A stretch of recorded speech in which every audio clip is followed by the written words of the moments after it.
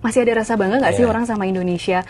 Menariknya, itu memang mereka mengakui bahkan hampir semua ya, karena 97% bilang iya, sepakat bahwa saya masih bangga dengan Indonesia. Artinya apa? Mereka ini yang memiliki pendidikan tinggi itu juga relatif kesulitan mendapatkan pekerjaan yang layak gitu. Penduduk dengan tingkat pendidikan yang lebih tinggi tidak dapat pekerjaan, bisa jadi mereka mencari peluang yang lebih menguntungkan di negara lain. Ini kan menjadi tantangan tersendiri ketika kita mau mencapai Indonesia Emas 2045, yang kita butuh SDM berkualitas, tetapi mereka yang berkualitas pun tidak mendapat ruang di Indonesia.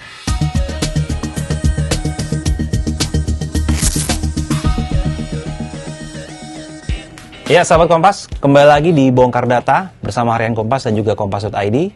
Kali ini kita akan membahas terkait situasi terkini ya. Mungkin sahabat Kompas merasakan ya, beberapa waktu terakhir itu banyak sekali fenomena-fenomena seperti misalnya PHK massal, pengangguran, atau mungkin susah cari kerja. Ada yang relate nggak ya? Mungkin ini banyak sekali ya dibahas, baik itu di obrolan sehari-hari maupun di media sosial. Tapi saya tidak akan sendiri membahas hal itu karena saya sudah kedatangan dua narasumber yang akan menemani kita untuk berdiskusi hari ini. Yang pertama ada Mbak Agustina Purwanti, peneliti Litbang Kompas. Halo Mbak. Halo Mas. Gimana kabarnya? Baik. Dan yang kedua ada Mas Budiawan Sidik, sama-sama juga peneliti Litbang Kompas. Halo Mas Iwan, gimana kabarnya? Sehat. Nah, karena ini bertepatan juga dengan momen Hari Kebangkitan Nasional ya, yang diperingati setiap 20 Mei, kita akan membahas terkait jajak pendapat nih, yang baru saja dilakukan oleh Litbang Kompas. Nah, saya coba ke Mbak Tina dulu. Mbak Tina, di Hari Kebangkitan Nasional ini apa nih jajak pendapat yang dikeluarkan oleh Litbang Kompas baru-baru ini? Mungkin boleh di-spill. Iya, ini menarik ya Mas Franky kalau berbicara soal Hari Kebangkitan Nasional. Kalau misalnya kita flashback sedikit, apa sih Hari Kebangkitan Nasional itu kan 1908 ya waktu itu dari organisasi Budi Utomo yang memang itu menjadi cikal bakal dari semangat Indonesia untuk merdeka waktu itu. Artinya kan kebangkitan nasional waktu itu spiritnya lebih ke mengusir penjajah ya bersama-sama untuk kita bisa merdeka. Tapi kalau misalnya kita kaitkan dengan konteks yang sekarang based on hasil jajak pendapatnya Litbang Kompas yang dilakukan 21 sampai 24 April lalu, itu ternyata spirit kebangkitan nasional itu sendiri tuh sudah bergeser. Tentu berkaitan dengan situasi yang sekarang yang seperti tadi Mas Franky sampaikan. Nah, hasilnya itu menarik karena dari sekitar 500 lebih responden yang kami wawancara melalui telepon, itu sepertiganya, ya 33% ya, itu mengatakan bahwa makna kebangkitan nasional menurut mereka di kondisi saat ini itu adalah bangkit dari keterbelakangan ekonomi. Itu kan real banget ya. Jadi karena sama ya yang saya sampaikan tadi ya. Betul, karena memang itu yang dirasakan oleh masyarakat, bukan lagi soal mengusir penjajah, karena kan itu udah jauh ya, udah merdeka, kita udah mau 80 tahun merdeka, tetapi memang problem-problem yang dihadapi masyarakat sekarang itu kan lebih ke ekonomi. Makanya mereka menyampaikan berpendapat bahwa kebangkitan nasional saat ini tuh konteksnya ya bangkit dari keterbelakangan ekonomi itu. Harapannya begitu ya? Harapan, ya itu kan wujud dari harapan sebenarnya ya.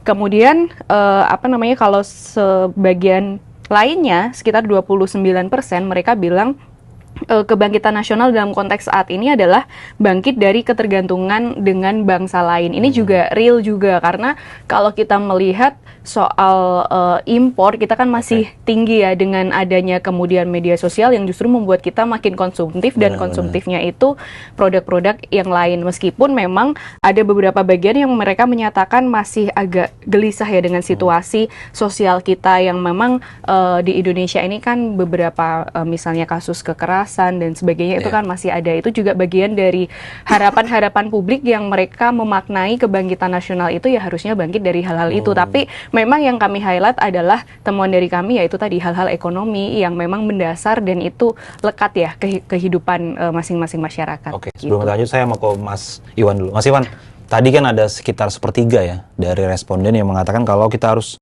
bangkit dari keterbelakangan ekonomi. Tapi kalau misalnya tadi yang saya sampaikan di awal, memang kita kan relate ya, banyak sekali itu angka pengangguran, PHK massal, bahkan baru-baru ini BPS juga mengungkapkan kalau ekonomi kita di triwulan pertama itu turun gitu dibanding. Tapi Mas Iwan mungkin bisa elaborasi lebih dalam nih. Kenapa banyak warga Indonesia itu harapannya di kebangkitan nasional ini bangkit ekonomi? Padahal kan kita targetnya pertumbuhan ekonomi di pemerintahan Prabowo kan cukup tinggi ya, 8%. Ya, memang kalau kita lihat dari rencana besar pemerintah ya untuk mencapai pertumbuhan itu kan relatif fantastis, tanda kan seperti itu ya. Karena harapannya nanti di akhir periode Pak Prabowo ini kan sampai di 8% gitu ya. Tapi untuk saat ini setidaknya sementara waktu ini kan pertumbuhan kita masih berdekatan stagnan. Bahkan di rilis BPS terbaru itu kan justru di bawah 5%, 4,87%. Dan memang kalau kita coba bandingkan gitu ya, secara makro gitu dibandingkan periode yang sama di tahun lalu begitu ya. Ini kan kita sempat di 5,11% dan sekarang 4,87% ya. Artinya terjadi penurunan atau pelemahan perekonomian secara umum. Nah, kalau memang kita coba kaitkan secara umum gitu ya. Karena kalau kita lihat dari sektor lapangan usaha yang penyumbang perekonomian nasional itu kan sebagian besar berasal dari industrialisasi gitu ya. Karena kalau kita lihat secara persentase memang dia masih mendominasi ya sekitar 19% gitu. Tapi kalau kita coba bandingkan dari per quarter gitu ya atau antar waktu begitu, memang kecenderungan industrialisasi itu distribusinya cenderung menurun gitu ya. Bahkan kalau kita coba tarik agak panjang begitu ya. Ini growth dari industri sektor industri ini itu semenjak 2005 kalau tidak salah ya sampai sekarang itu rata-rata di bawah dari pertumbuhan rata-rata nasional. Jadi kalau katakan pertumbuhan rata-rata nasional itu 5%, pertumbuhan industrialisasi itu sekitar 4%. Terakhir kan 4,50%. Artinya apa? Penopang utama dari pertumbuhan ekonomi nasional itu kecenderungannya melambat, industrialisasi itu gitu kan. Sedangkan di satu sisi dia sebagai penopang dari sektor ekonomi yang sangat besar di Indonesia ini. Ya, memang bisa jadi dulu sebelum era 98 begitu kan industri itu kalau kita lihat proporsinya itu sangat besar. Kontribusinya terhadap perekonomian bahkan sampai 2 digit ya, 16% ke atas, bahkan sampai di atas 20. Bisa jadi ada perhitungan dari lapangan usaha yang sedikit berbeda. Dulu kan BPS menghitungi dari 9 sektor dan sekarang menjadi 17 sektor. Bisa dia ada terjadi perubahan. Tapi kalau kita lihat saat-saat sekarang memang ada kecenderungan deindustrialisasi sedang terjadi. Nah, kaitannya tadi dengan harapan terkait dengan perekonomian yang melambat ya. Memang fenomena sekarang setidaknya sampai di April kemarin sudah terjadi laporan resminya ada sekitar 24.000 PHK terjadi. 24.000 itu yang tercatat Mas ya? Dan kalau kita coba lihat dari sisi penganggurannya, terakhir itu kan sekitar 7,28 juta ya. Kalau kita bandingkan di tahun lalu, di 2024 di Februari, itu kan sekitar 7,20 juta. Artinya ada peningkatan dalam masa setahun ini meningkat begitu. Nah, dan kalau kita coba breakdown lagi di antara siapa sih yang nganggur ini gitu, itu memang sebagian besar adalah golongan anak muda. Usia produktif berarti ya? Betul, kalau kita coba dari laporan BPS juga itu ya, dari usia 15 sampai 24 tahun itu kan sekitar 16% pengangguran. Artinya apa? Dari 100 orang angkatan kerja, anak atau generasi muda yang usia 15 sampai 24 tahun itu yang menganggur sebanyak 16 orang.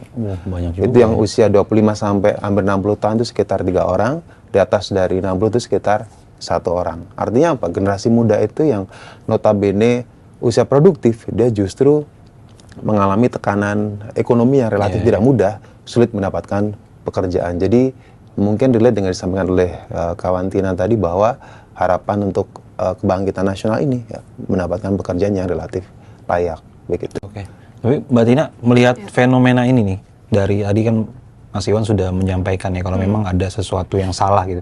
Tapi Mbak Tina melihatnya gimana nih Mas?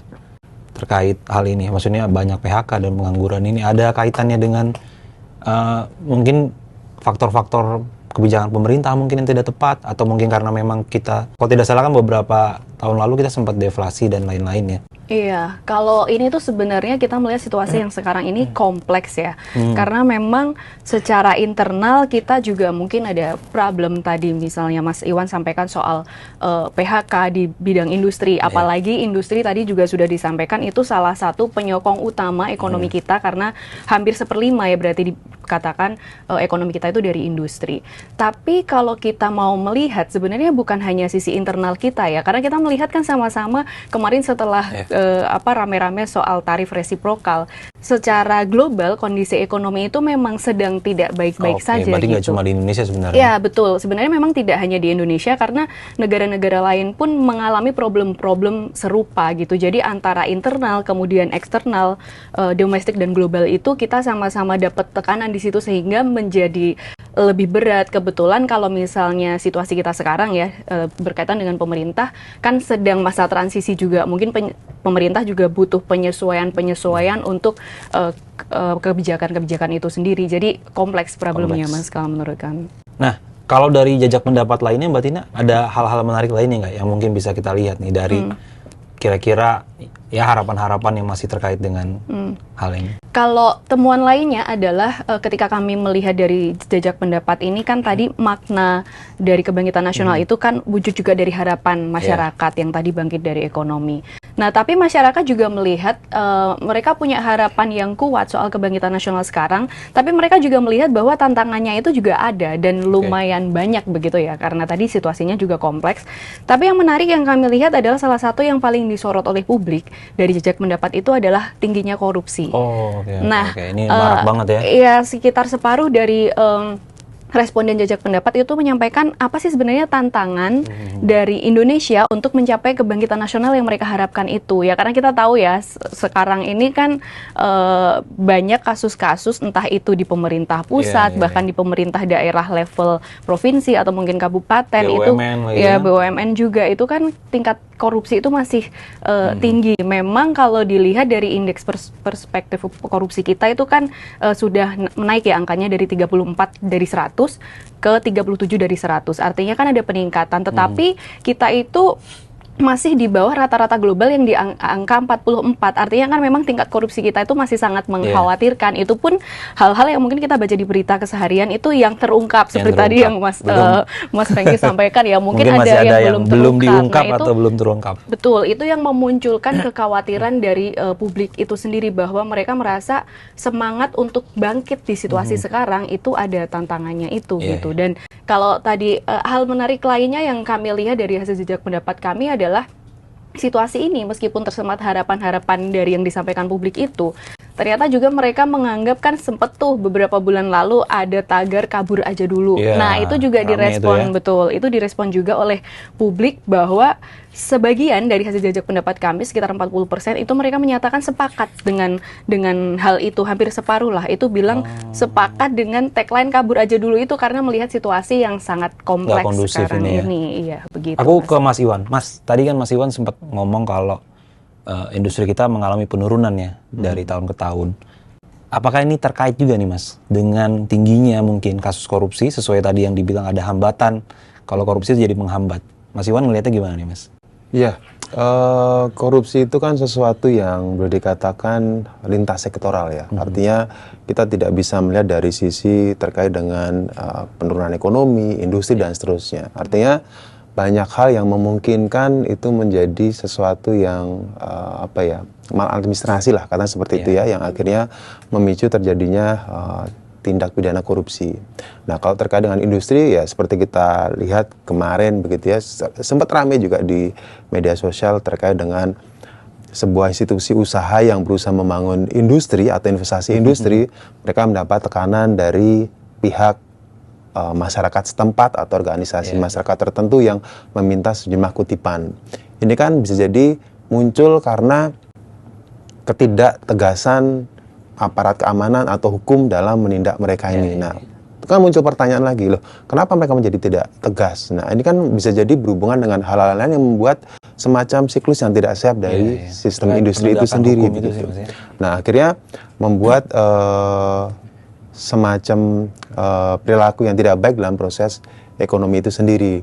Dan bisa jadi terkait dengan proyek-proyek yang berhubungan dengan tender-tender tertentu yang berhubungan dengan suatu industri begitu ya, produk yang harus dikirimkan ke sebuah institusi baik pemerintah ataupun lainnya yang lewat mekanisme yang tidak sehat atau yang notabene berhubungan dengan KKN yang artinya lagi-lagi sesuatu yang sangat beragam ya dampaknya. Artinya memang dampaknya langsung ke investasi Mas ya? Mungkin bisa kita ambil contoh, kan kemarin sempat mungkin ya, ada LG yang membatalkan investasi, ada juga pabrik mobil ya, BYD yang sempat rame karena ada premanisme. Ya. Dan mungkin ada di tempat-tempat lain juga yang itu terkait juga itu Mas. Ya, memang tidak bisa disamaratakan ya, karena korupsi itu menjadi tahu ketika itu terungkap di publik begitu. Tapi kalau terkait dengan kasus LG kemarin kan itu juga penyebabnya banyak gitu kan.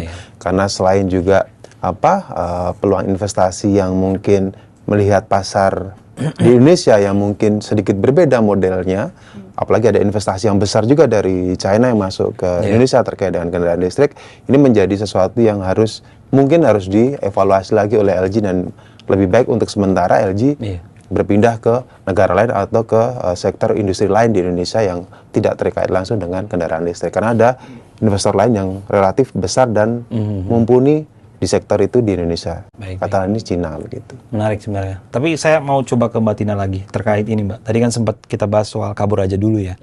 Tapi kalau dari jajak pendapat itu ada nggak sih yang menanyakan sebenarnya kita tuh masih bangga nggak sih sebagai warga negara Indonesia di tengah situasi yang begini ya? Kan kemarin tuh sempat kabur aja dulu, ada Indonesia gelap lah. Darurat gitu ya. Baru-baru ini mungkin ojol mau demo juga mungkin karena situasi terkait kesejahteraan dari Mbak Tina, ada nggak kira-kira? Nah itu juga menarik Mas, karena itu juga tertangkap dari hasil jajak pendapat kami. Karena melihat situasi yang sekarang, betul Mas Franky katakan, lalu muncul pertanyaan, masih ada rasa bangga nggak sih orang sama Indonesia?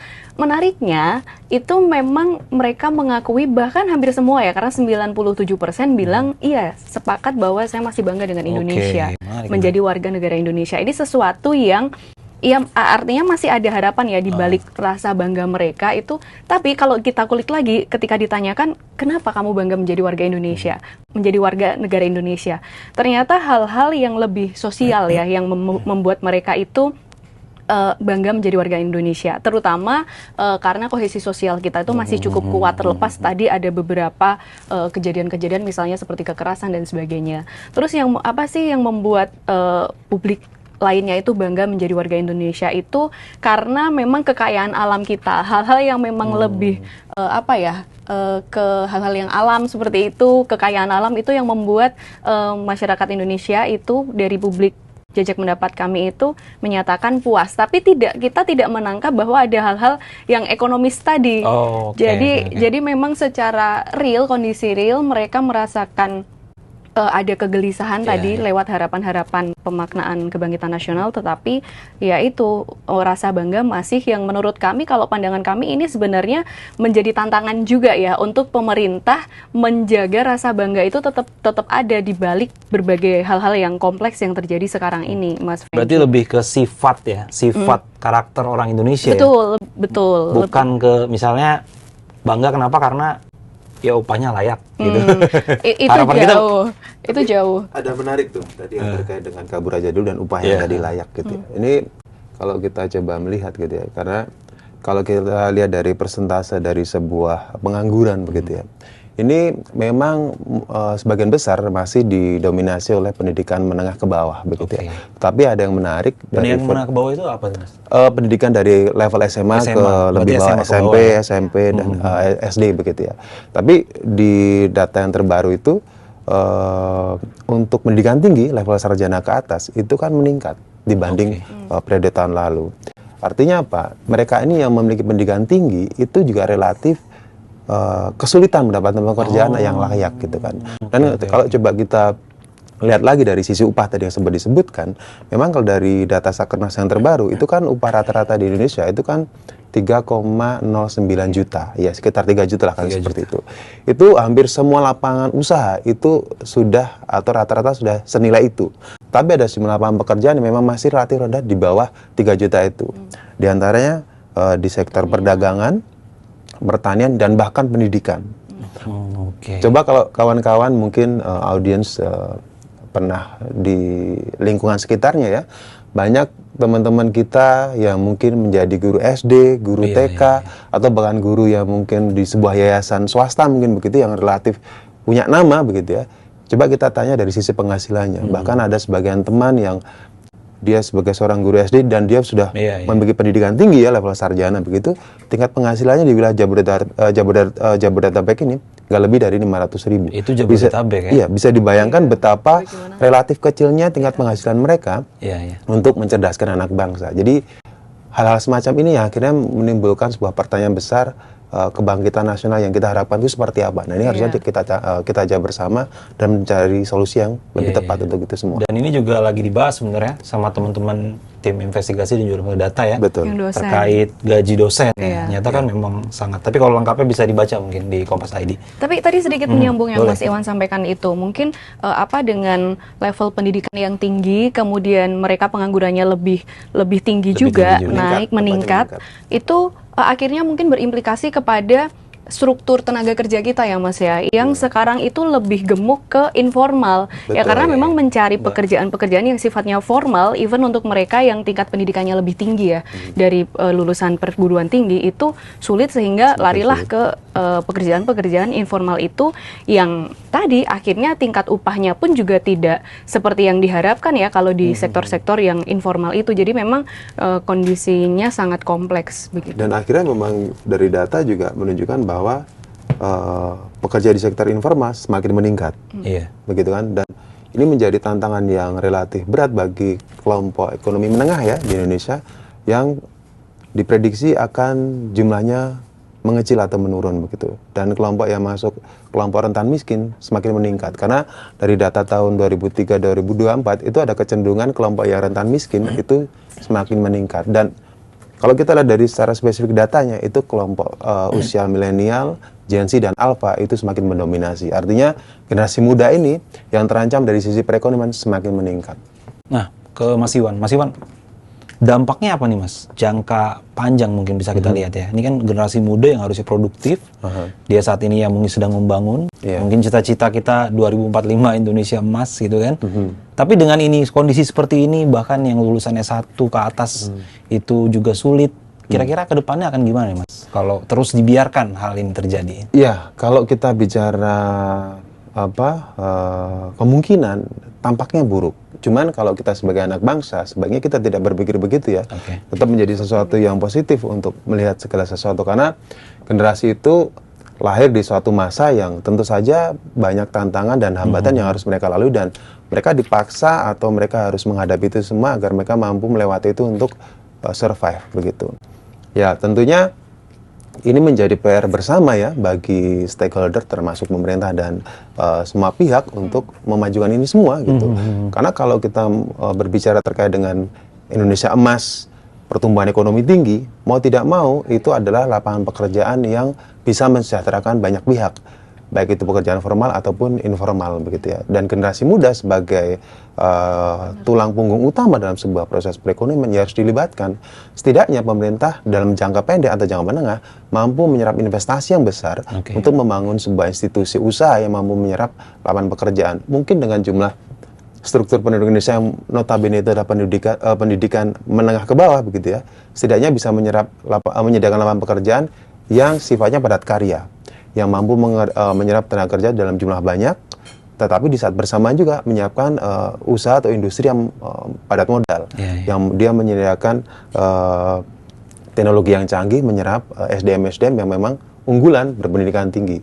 Jadi mampu menghasilkan produk yang kompetitif tidak hanya di pasar domestik, tetapi dengan produk yang bersaing di pasar global. Dengan demikian saya yakin 5-10 tahun ke depan secara bertahap Indonesia akan gradual meningkat. Ya, Mbak Tina, masih ada lagi jejak pendapat yang mungkin belum dikeluarkan, biar ya penonton tahu lah. Oke, sebenarnya kalau dari jejak pendapat itu tadi sudah kita bicarakan ya, tapi melihat kondisi ini semua, tadi saya mau menyimpulkan mungkin bahwa kita melihat masih ada harapan. Kalau kesimpulan kami adalah tampak bahwa publik ini masih punya harapan, tetapi mereka juga menyadari bahwa tantangannya itu banyak sekali. Jadi ini menjadi PR bersama, terutama bagi pemerintah ya, karena memang bagaimanapun ini kan pemerintah itu kan yang membuat kebijakan dan sebagainya. Nah, kita menanti kebijakan-kebijakan yang memang berpihak kepada kita semua, terutama tadi kondisi ekonomi masyarakat. Kita melihat situasi yang kompleks ini mendapatkan jawaban-jawaban yang sesuai ya, karena tadi ketika melihat tantangannya itu apa sih, seperti korupsi. Kemudian ada yang belum saya sebutkan tadi juga adalah publik melihat sekitar 1/5 dari bagian responden itu melihat kinerja pemerintah yang kurang optimal. Ya mungkin memang situasi sekarang kan Masih masa transisi. Tetapi ya bagaimanapun kan memang mereka yang sudah dipilih untuk tadi membuat kebijakan-kebijakan, tanggung jawab ya. Iya, bertanggung jawab atas situasi ini juga gitu ya. Jadi kita berharap situasi akan lebih baik, dan karena ini menjadi tantangan ya, terutama tadi konteks dalam kabur aja dulu ini, kalau dipecah misalnya itu dari generasi begitu ya, yang menyuarakan paling keras itu generasi muda. Ini kan juga tantangan tersendiri kalau misalnya kondisi ini tidak segera diperbaiki. Tadi penduduk dengan tingkat pendidikan yang lebih tinggi tidak dapat pekerjaan, bisa jadi mereka mencari peluang yang lebih menguntungkan di negara lain. Ini kan menjadi tantangan tersendiri ketika kita mau mencapai Indonesia Emas 2045, yang kita butuh SDM berkualitas, tetapi mereka yang berkualitas pun tidak mendapat ruang di Indonesia.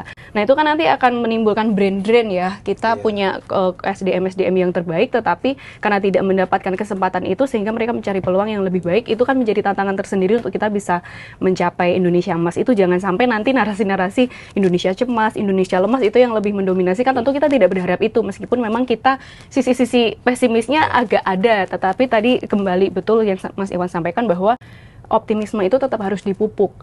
Nah, itu muncul dari kita semua, tetapi kita berharap juga pemerintah juga bisa menanggapi situasi ini dengan baik begitu, yang bisa menghadirkan kebaikan untuk kita semua dan mencapai kebangkitan nasional itu tadi. Mas Iwan, ada yang mau sampaikan lagi? Ya, yang pasti kita akan menghadapi situasi yang berat. Sudah tadi sampaikan, kalau kita lihat dari proyeksi pemerintah, ya tanda kutip optimis begitu ya, pertumbuhan kita masih lebih dari 5% di akhir tahun ini. Sedangkan kalau kita lihat dari proyeksinya Bank Dunia, ini kan sekitar 4,7%. Nanti tahun depan 4,8%, baru nanti di tahun 2027 5%. Kalau ADB itu menskenariokan sekitar 5%. Artinya banyak hal yang harus dilakukan oleh pemerintah ya untuk menstimulasi kemajuan ekonomi ini, karena pertumbuhan ekonomi ini kan ya mungkin tidak signifikan ya dalam arti persentase kenaikannya, tapi dampaknya akan sangat besar kepada masyarakat begitu. Dan kalau tadi konteksnya kebangkitan nasional, ya kita harus melihat bahwa generasi muda ini sebagai faktor produksi ya, tanda kutip, dalam proses ekonomi yang harus dioptimalkan. Jangan sampai generasi muda yang luar biasa rasa ingin tahunya, tingkat etos kerjanya dan semangatnya ini harus dimanfaatkan ke ranah-ranah yang positif. Jangan sampai ketika generasi muda ini semakin bertambah jumlahnya, tetapi tidak ada lapangan pekerjaan yang menyerap. Akhirnya yang muncul adalah fenomena-fenomena sosial begitu ya, kekerasan, kenakalan dan seterusnya, akhirnya menjadi sesuatu yang kontraproduktif bagi kemajuan bangsa. Jangan sampai sesuatu yang relatif sulit ini justru menimbulkan kanal-kanal yang tidak sehat bagi generasi muda. Munculnya mungkin kelompok masyarakat yang justru beresiko bagi kemajuan sebuah investasi begitu. Harapannya ini bisa diantisipasi pemerintah dengan melakukan sebuah program investasi atau apa yang sifatnya melakukan produksi usaha yang mampu menyerap mereka semua.